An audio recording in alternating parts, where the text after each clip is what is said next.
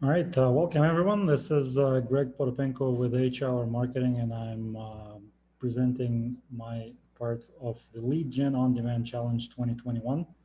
This is about paid traffic secrets and how to flood your business with hot leads from Google Ads. So, welcome. Hope you're excited. What I'm about to share with you is going to be the three secrets of lead gen on Google Ads. And secret number one is how to reach 4 billion people without competing for the same crowded newsfeed. Secret number two, the only two types of funnels you need to get leads. And secret number three will be the step-by-step framework for dominating Google Ads. So first things first, who am I to teach you these things? Well, in 97, my family left Russia and immigrated to Canada. I didn't have a lot of friends.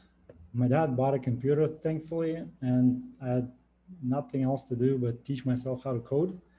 And learned HTML and started building websites and actually made my first dollar online in 98. Back at the time, we were just placing banners on different websites we built, and we would spam different bulletin boards and forums with our links to get free traffic, and that's how I made it my first money online back in the 90s. So you probably think I'm a long-standing guru internet millionaire. Not quite. I actually took almost a 10-year break from online marketing right around year 99, 2000. So I went to university. I got a finance degree. I joined the military. You can see me here in a historic Canadian World War II uniform. And I worked corporate jobs. I was working on Bay Street, which is the Canadian equivalent of Wall Street, and worked there for a number of years. But it was a good job. I was flying around the world, business class and corporate jets, and it was pretty good. But in 2007, about to have our first child, I actually realized that life in Toronto is not that easy, even with a cushy job like that. And I was started to look for a side hustle, and I discovered something called affiliate marketing, or sometimes known as performance marketing. Thankfully, I had my prior coding skills from 10 years ago. I've dusted them off, and I've actually built my first funnel, and it was, surprise, a lead gen funnel. And in order to fill that funnel with leads, I had to learn Google Ads. At the time, they were called AdWords, to drive traffic. What happened next? Well, guess what? First 3 months, I lost money, over $5,000, which was still a lot of money even back then. And I didn't quit. I found a couple of things that worked out of all the things that I've tried. And next year, I actually made $13,000 profit. The year after, I made my entire corporate salary from that side hustle. And then sometime later, I started making my annual salary in a month. And in 2011, I went all in into online marketing. And of course, immediately I got banned from Google AdWords. And it took me about 2 months to get back in. Thankfully, they got me back in. And then 4 years later, there was another policy change that I got caught up with. And I lost my Google Ad account again.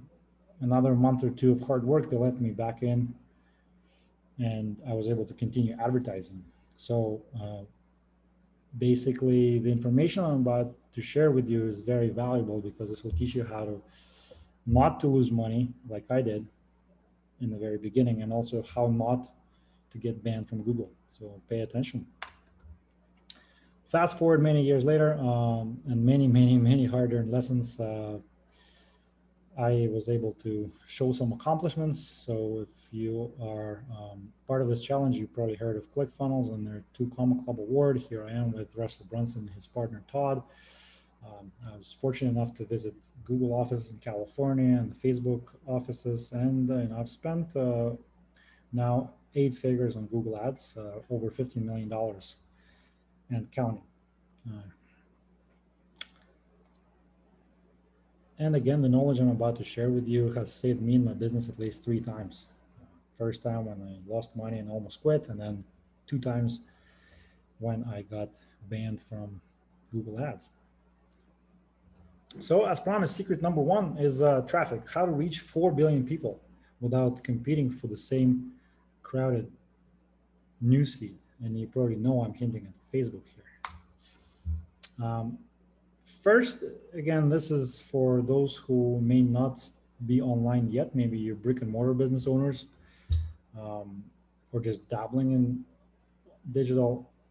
The takeaway this year, 2021, after what happened last year in 2020, is that if you want to save and grow your business, you must adapt and go all in on digital. Fitness trainers had to adapt, retail stores. And here's an example. It's a friend of mine. He's a Canadian veteran. They quit the military to open a little store in Ottawa selling boutique olive oil imported from Italy. And, he was doing well until this happened, COVID-19. And here's Mike saying that before COVID, they were 85% retail and only 1 to 3% online. So they didn't even pay attention to their online store. And it completely turned 180 degrees in March of 2020. And they went all in on digital and they did really well. I'm still in touch with Mike and he's thriving. He's hiring more people for his online business. So this is the way forward. Now, if you haven't heard this before, there's only 3 ways to grow a business that is explained by many, many business thought leaders and gurus. There's to get more customers, get them to buy more from you, and then get them to come back more often and buy more. So getting more customers, if you follow Russell Brunson, he says is relatively easy. You just have to find where your customers are, figure out what they're doing, and then get in front of them. So getting more customers, and where are they to get in front of them? Well, they are on Facebook and Instagram, which you probably already know. And Facebook boasts, over 1.5 billion active users per day, and Instagram has another 500 million. So over 2 billion users. But when people are not on social media, they're most likely on one of Google's properties. So there's over 3.5 billion searches per day on google.com. There's over 1 billion video views per day on YouTube, and coincidentally, YouTube is the second biggest search engine in the world, in case you didn't know. Gmail is open on a third of world computers, over 1 billion users, and something called GDN, Google Display Network. It's all the little banner ads you see when you're browsing around different websites. It covers reportedly over 97.3 of global internet users, roughly 4 billion users there. So you can see that Google has billions of users across 90% of the internet. And yet so many people are completely unaware or choose to ignore Google ads in their marketing. When I started, there was no Facebook at the time, and Google ads, AdWords, and SEO were pretty much the only things you could do to get traffic. And I find that it completely went 180 in the last few years, where everyone's so focused on Facebook and social that they forgot about, the granddaddy of all things. This is search and Google. And I do say Google when I say search, but there's also Yahoo and Bing, especially in North America. They still have about 10% of the market. So you shouldn't forget about them. But this presentation will focus primarily on Google. Whatever I say about Google search will pretty much apply to Bing and Yahoo, just so you know. Now, the question I hear a lot is, but do Google ads work for my business? What if I'm in real estate? What if I'm in construction? What if I'm in insurance? What if I'm a doctor, a lawyer? What if I have a store, a gym, a salon, a spa, etc.? What if like people, what if everything to death oftentimes? And the truth is, now more than ever after 2020, people will be spending more time online, guaranteed. Even when all the lockdowns are over, they'll still be accustomed to doing more Google searches, watching more YouTube, visiting more websites, communicating over Gmail with their loved ones, and so on and so forth.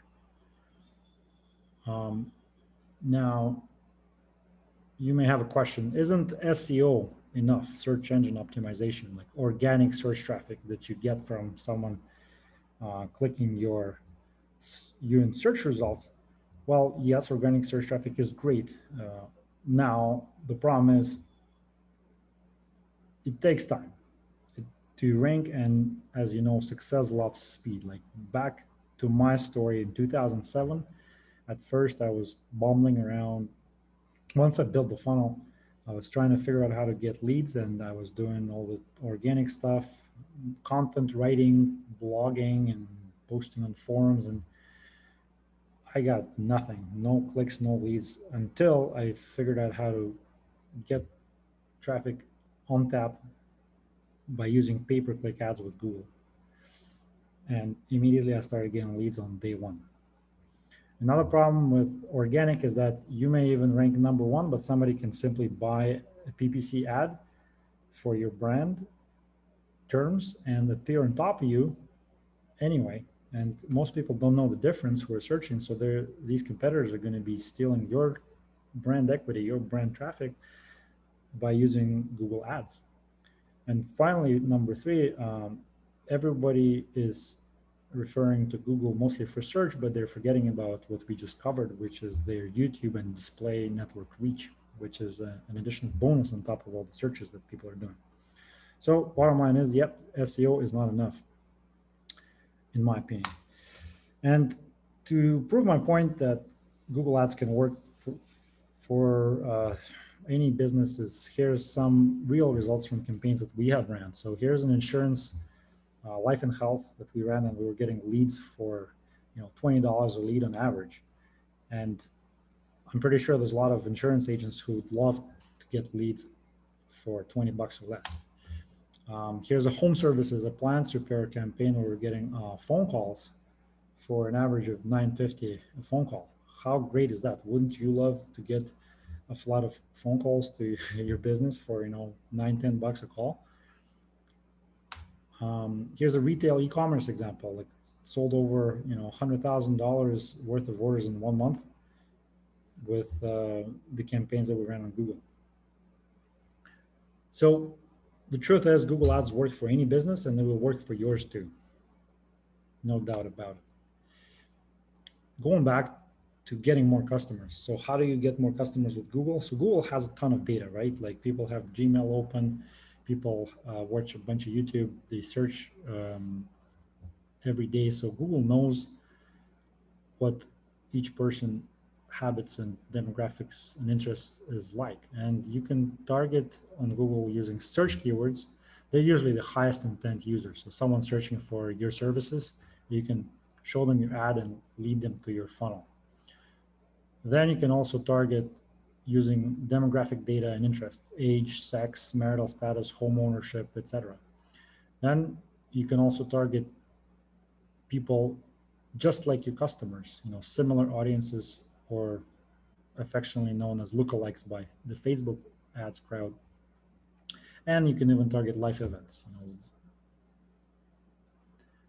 There's another trick that Google allows you to do is you can ethically steal your competitors' clients without them ever knowing, and it's completely legal. So Google allows you to target people who visit competitor websites. You can create a list and target them when they're browsing on the internet. You can show them ads. You can do something called search retargeting. So you can show ads to people who searched for your competitor products long after they were searching for them. You can target by interest, so show ads to people who are interested in your competitors. And you can even geo-target them by geofencing ads around your competitors' physical locations. Like, isn't this powerful? So now we know how to get more customers from there on Google. Now we need to get them to spend. And Google, like I said, has a massive amount of data to find you the cream of the crop if you wish so. So you can find in-market audiences, people who are actively searching for something, like to buy a car or beauty products or some services. You can build something called custom intent audiences, which is could be comprised of your keywords with high buying intent. You can target by affinity, i.e., beauty maven, someone who constantly shops around for beauty products. And you can also target more affluent areas by using geolocations. So if there's certain area codes or zip codes that are more affluent, you can target them this way. And next point is how to get customers to come back. So again, remember how Google has a lot of data. You can do remarketing ad campaigns, and that's just like following them around the internet. If you ever notice when you visit a site once and then their ads are following you around the internet, that's remarketing. And they're doing this with Google Ads on the Google Display Network. It is open up to 180 days, and it is also open to something called behavioral remarketing. So you can actually tailor content and actions based on what they did or didn't do, etc. They abandon your cart, if they started filling out the lead form and left, or if only clicked around and didn't do anything on your website, you can have different messages to these different cohorts of people. So in summary, for secret number one, remember your customers are not just following Facebook. Google Ads actually has more than double the reach and a massive amount of marketing data. I would argue it's probably even better than what Facebook has. It has more of less crowded real estate. You're not competing for the same newsfeed everybody else is. You can have an infinite amount of ad space because every day people are creating millions of completely new search queries just in search alone. Not to mention how much YouTube content is being created every day on YouTube and etc. And the truth is, Google Ads produce results for any business, and they will exponentially grow your business. So I hope that was exciting, and we're gonna go straight to secret number two, which is funnels. So you know how to get the traffic. Now you need to know how to get the funnels that are the right funnels for getting leads. And I'm going to step out of the presentation here, and we're going to go into an example of an insurance funnel. So give you a brief backstory again with my 2007 foray into affiliate marketing. I started as a life insurance and health insurance generator. And at the time, I met a bunch of people who were doing the same thing. So what we're going to do now is we're going to actually spy on people who were also lead generators at the same time as I was, but then they actually got an insurance license here in Canada, got a call center, and now they actually have a full-blown end-to-end insurance company that's fairly large. So here's how a typical customer journey looks like. So first is someone looking for a specific type of life insurance. This is your highest intent user who's already searching for a solution to their problem. They want something specific like no medical life Canada. And guess what? This is an ad, as you can see. And I know that this site belongs to the company that I just talked about, the former lead generators who actually turned into full-blown life insurance company. So this is what their application funnel looks like. It's literally leading them from an ad to an application form where you can answer a few questions and then you click the button, and depending on how sophisticated your backend is, it can either instantly give them results and connect them with an agent, or it can simply email an agent with the lead, and the agent will have to get back to the person. And this is a fairly dated look of a website. Obviously, they're still advertising, which means they're still making money from it. So let's look at some more examples of an application funnel. And remember, this is just for someone who's already searching for a solution to a problem that they have. So someone looking for term life insurance Canada. Again, a fairly specific search. And here is an ad again from this website, and it also happens to belong to the same company.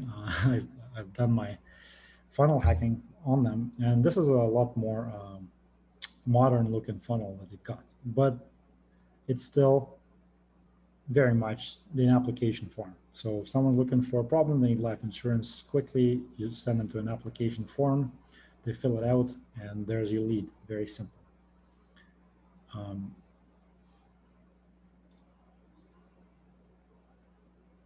Here's another example. Just I liked. It's a different company, but it just looks interesting and unusual. Kind of stands out. I don't know how well it converts, but they're also buying Google Ads for insurance terms, which means they're probably making money with it, and it's probably doing well for them. But it's just an example of how to look a little different from the crowd. But nevertheless, it's still an application form. So now we get to the other type of a search where a person is not sure what they need, term or whole life insurance. And the mistake that these people advertising are making, in my opinion, is that they're trying to sell them right away. The person is not really ready to buy life insurance. They're still shopping around. They're not sure if they want term or whole life. And yet, if you click any of these ads, it will lead them straight to an application funnel. It probably still converts based on the fact that they're advertising, but I guarantee that if you deploy a different strategy, you'll have better results. So the second type of funnel for these types of customers or prospects who are not yet ready to buy, they don't have a burning need, they just need information, is to get them to a lead magnet funnel. So if you're not familiar with it, there's a couple of examples. So here's an example from almost the same industry. It's for financial advisors. So instead of leading them to a form, like fill out a form, tell us how much money you've got and what do you want to invest in, they're giving away free information which is valuable to them and answers their question in exchange for their contact and information. And then they can follow up with them via email and nurture them into becoming a customer. So in essence, it's also lead generation, but it's not an application. Another example of a lead magnet funnel is, again, an offer to get a free Facebook ads evaluation. And here you just fill out name, email, phone number, and it gives you information how to evaluate your Facebook ads efficiency. So in a case of life insurance, someone looking for term or whole life insurance question, you could create a piece of info that would answer that question in exchange for their email address, and then you can get them into your CRM or autoresponder and nurture them into becoming a client. So that's the second type of funnel I would recommend using with non-high buying intent search terms such as this, when people are just looking for information. And as a bonus, I haven't tested it for lead generation specifically, but you can also use a webinar funnel. Again, if you have been following Russell Brunson, you probably have seen this many, many times over, but essentially it's similar to a lead magnet funnel, except instead of a PDF report, you give away a seat on a live webinar, which people can attend to get their questions answered. So as a bonus, you can test this and see how it works.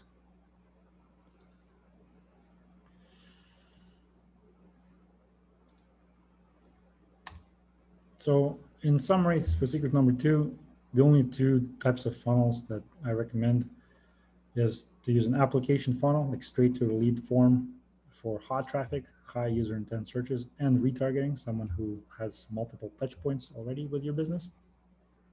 And for colder traffic, low intent searches, display traffic, YouTube, you'd probably use a lead magnet funnel, give away information in exchange for their contact, and then nurture them into becoming like a full-blown lead.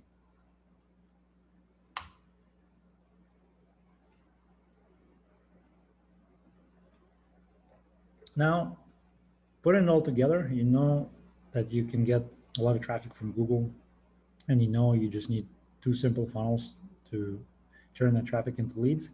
Here's how you tie it all together, and this is how you scale. It's my step-by-step framework for dominating Google and tapping into 97.3% of the internet. Remember, that's how much coverage Google has.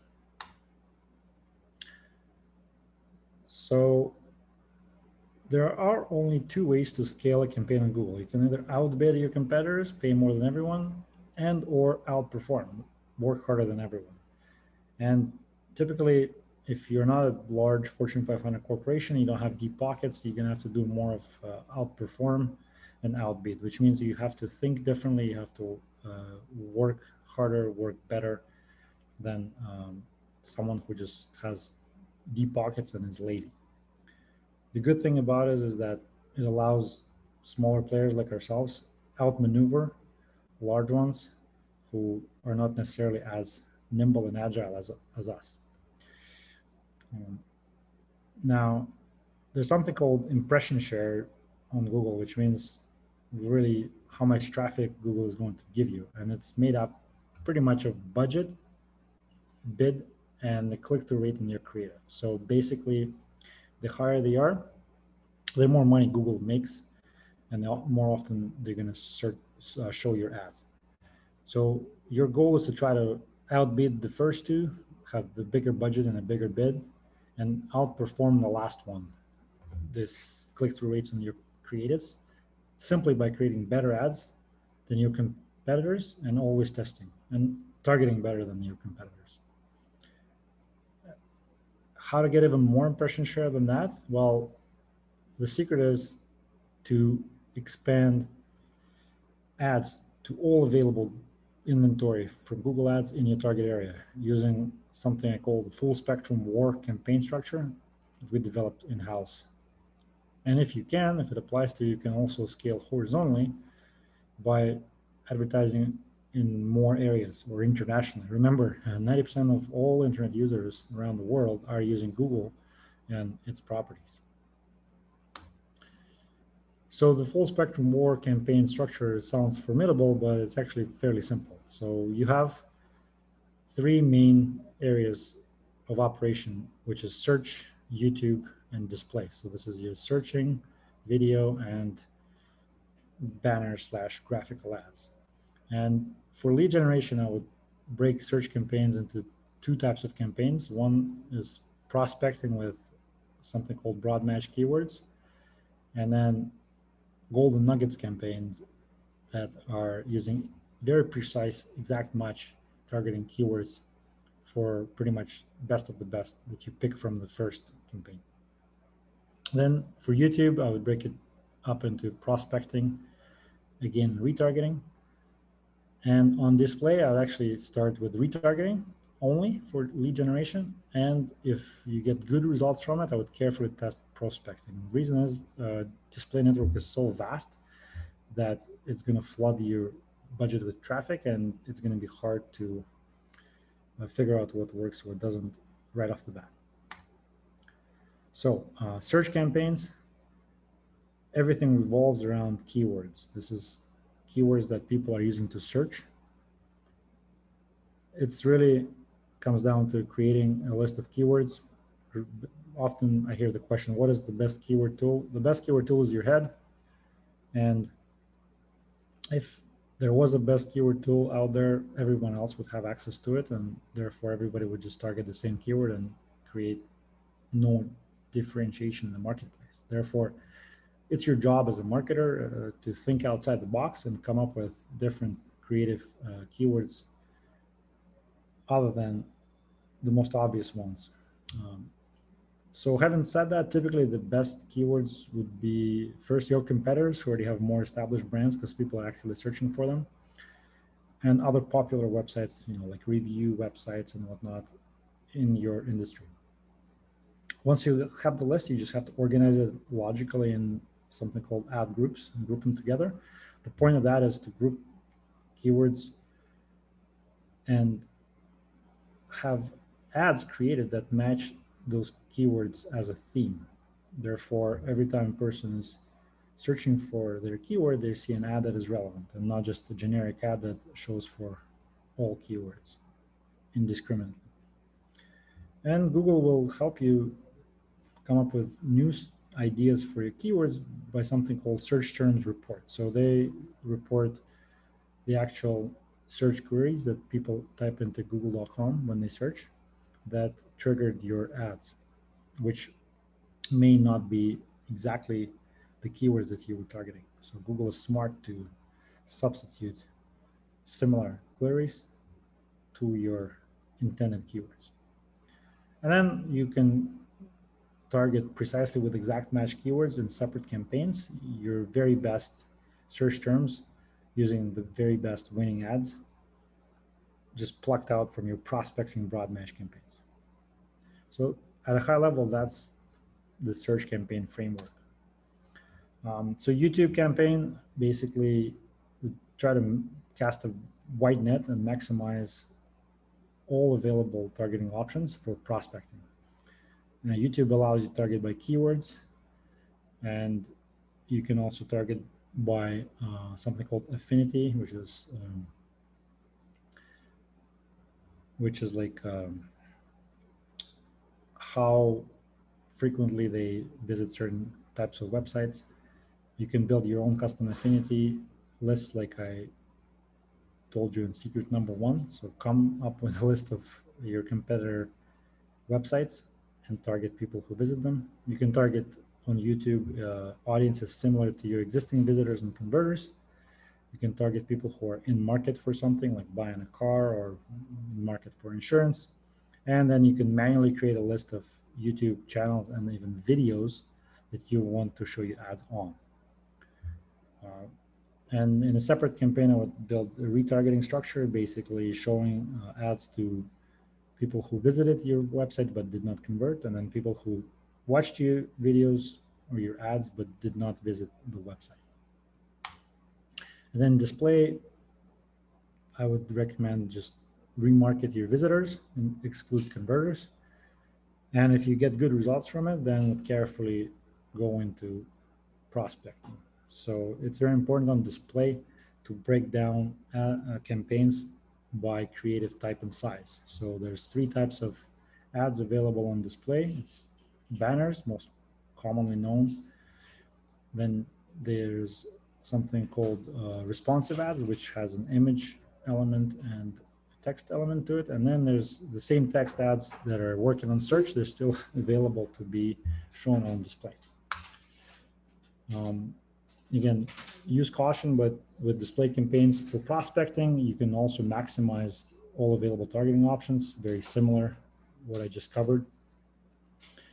And again, very important to break them down by different creative types. So each creative type gets its own campaign. The reason is because Google algorithm optimizes usually to show just the very best ads in any given campaign, and that doesn't give a chance to other creatives to be shown on certain ad spots. So by breaking it up into different campaigns, you maximize the chances of all of your ads being shown across different available ad spots on different websites. And here's what I mean by that. Like, this is a high-level campaign matrix. So you would have your search, prospecting, search exact with text ads. Then you have display with text ads, it's one campaign, responsive ads, another campaign, and square banners, third campaign, horizontal, fourth, and so on and so forth. Few key things is I recommend getting a Google Ads Manager account, formerly known as MCC, My Client Center. It's kind of like Facebook Business Manager, just one level higher, and shows that you're a real business and not just someone with a personal Google Ads account. And very important, what a lot of people don't know, there's several default features that are annotated as recommended by Google, but they're actually designed to rob you. So there's most common mistake is not looking at the location targeting options. And they have an option recommended by default where they target people not only in the location that you are targeting, but also people who are searching about it. And that means that, let's say, somebody in France searching about, somebody in Quebec, Canada searching about something in French can be shown for a campaign targeting France, which is not what you want. Another thing is they often display network traffic into search campaigns by default. So those are two very different beasts, and you got to turn off the display network in your search campaigns. And also device targeting. So there's, for example, TV screens for smart TVs that have Google search built in. I doubt you're going to get any leads from that, so you got to turn that off. All right, so now that you know how to prevent Google from robbing you, here's an example of what I was talking about earlier. Is by default, they have recommended people who show interest in your locations. Well, that's the example with French Canadians searching for something in French and turning up for France targeted campaigns. Okay, so next, what's required is make sure you install conversion tracking so you know which ads and keywords work and which don't. The list of keywords that you came up with, I recommend creating a list in Excel and then break it down into ad groups in Excel. So I would recommend writing ad copy in Excel as well. You can download a template that you just fill up, and then you use these Excel files and import them into something called desktop editor, more on that later, to turn it into search campaigns. Then you set your bids, you check your settings, and then you can launch. That's a high level step-by-step framework for search. And don't worry that this presentation will be shared. You will be able to make notes and see all the details. For display, it's very easy to turn a search campaign into a display campaign, again, using something called desktop editor, more on that later. You can simply copy and paste your search campaign you just prepared, switch targeting from search to display, and now you pretty much have a display campaign that is targeted by keywords and has text ads in it. Very important on display, it's to block all the mobile apps categories, because typically mobile apps have a lot of accidental clicks and just junk traffic, and it's just not good for you. So it's better to turn it off. There's another thing on display called targeting expansion, and I recommend turning it off right off the bat, simply because it's designed to allow Google to basically relax your targeting and find you more traffic. It works great when you are converting, but when you're just starting the campaign, it's just going to flood you with a bunch of traffic that you probably don't want. Here are the audiences I would recommend creating. Custom intent. It's basically a list of keywords you need for search. You can turn them into something called custom audience, and apparently it works different. Custom affinity, the list of websites, competitor websites you've compiled, you can turn them into another custom audience, and that basically will target all of the traffic that visits your competitor websites. And then the same list of your competitors and top review websites, publications, whatnot in your industry, you can target that into a placement audience. So you can try to show ads directly on those websites. And if your conversion pixel has been installed on your website for a while, you probably will have audiences similar to your existing visitors and similar to your existing converters. And it's very easy to multiply those campaigns again in the desktop editor, which I'm going to reveal later.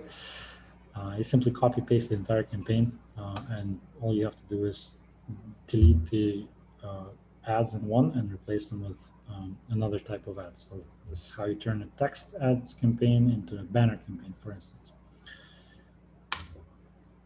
So let's talk about creatives. I recommend at least 3 per ad group, and you got to test often. For search, your ads have to be custom tailored to keywords, which means whatever the person is searching for, ideally has to be present in that ad. Display, you need something more clickable, something that people are more likely to click on, attention grabbing, not necessarily as tightly themed to your targeting. And for inspiration, quote unquote, or competitive research, I recommend different tools. So for keywords and text ads, you can use keywordspy.com, SpyFu, iSpionage, or even Google your competitors using a VPN. For banner ads, there's a website called moat.com. It has a lot of examples of different image ads. And there's some paid tools like AdBit, SimilarWeb, etc. I personally don't use them myself, but some people are, and they're reporting good results. So it's up to you if you want to test them out. Here's an example of a text creative. It's a little dated now. They have like 2 headlines and a couple of extra lines, but essentially, as you can see, these are very simple. Just, tell people what they're going to get, and you can see we're generating these leads for $20 for life and health insurance at the time. For display ads, for text campaigns, you can simply reuse your search text ads. That's the simplest way. For banner ads, you can have something like this.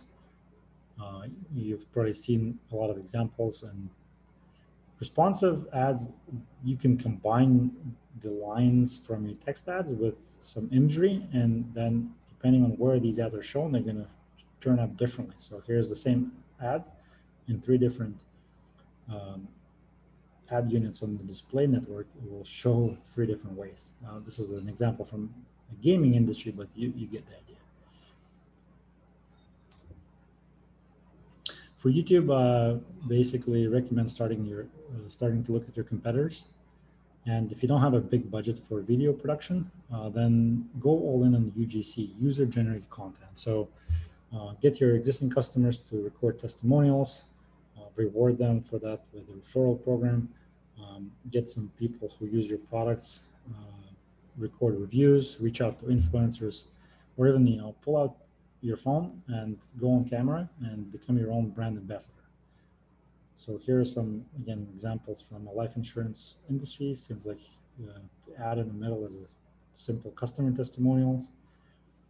The other one is they're probably using an actor from Fiverr, pretending like it's live news. So very important, of course, is ad compliance. We're not going to cover it in this presentation, but basically study all of the policies regarding what is and isn't allowed on Google, so that you're not in the same situation as I was when I got banned from it twice for not knowing some obscure policy that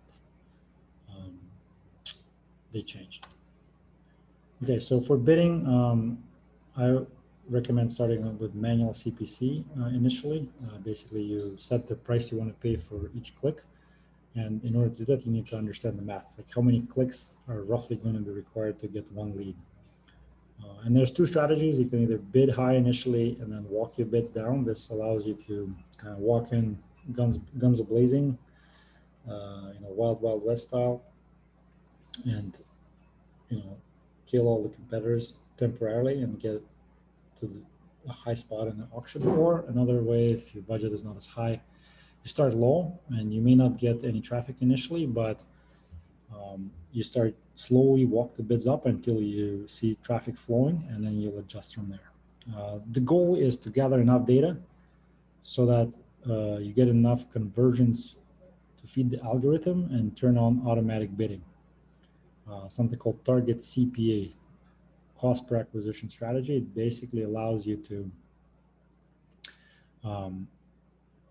designate a price you want to pay for each conversion. Let's say $20 a lead, and Google will try its best, quote unquote, to meet that goal.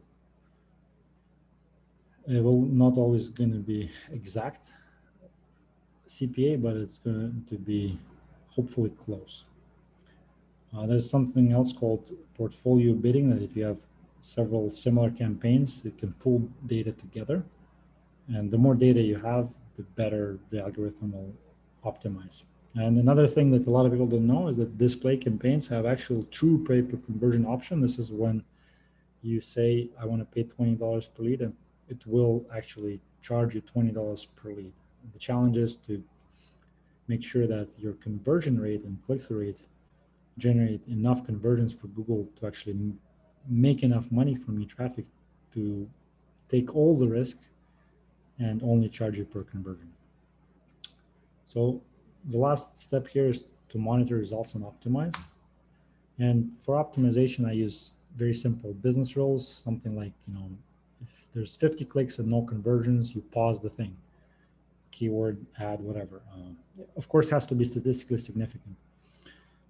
Google allows you to optimize many different ways. You can optimize by keyword, block certain search terms, block display placements, pause ads, interests, ages, demographics, audiences, etc. And to save time, they have automatic rules and filters built into the ads interface, so you can set an automatic rule that will turn off a keyword after 50 clicks with 0 conversions instead of you doing it manually. All right. And once your campaigns are going, I would recommend keeping budgets low initially to avoid overspending in one area, and keep turning off poorly performing elements regularly. Manage your manual CPC bids. You can recalculate them based on how they perform. Try to get as close as possible to your target CPA and then go auto bid. I prefer target CPA myself. Once you have that dialed in, you can increase your budgets at will and scale. And you can turn on targeting expansion after about 100 conversions for display, and start retargeting campaigns as soon as your retargeting audiences have populated and are large enough to start advertising to them. So I know that was a lot of data, but that's really the entire framework, end to end, how we launch campaigns. And in summary, the biggest secret of Google Ads is leveraging more than just search. So you gotta use YouTube, and if you can harness the power of display, you're gonna touch 97% of the internet. You should deploy all available campaign types and all available creative formats to get exponential reach. Don't just be stuck to one. And the real secret here is to be able to do it quickly, even if you're just a solo person like I was when I was starting out. And here's something that allowed me to do it. A tool that is a true force multiplier, something we have a term in the military for, is something that really is a game changer. So for Google Ads, it's something called Google Ads Desktop Editor. So just Google it, download it, you'll thank me later. It really allows you to do things 10 times faster than you would ever do in the web interface.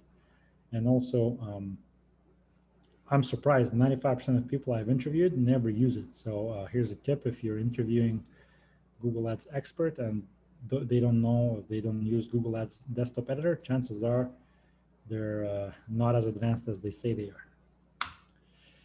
So that's it. Thank you. And you can get more information in my Facebook group. If you just go to Facebook and look for Google Ads Alpha to Omega, you can join it, answer a couple of questions, and there's a lot of high-level, 7-figure and 8-figure Google advertisers in it.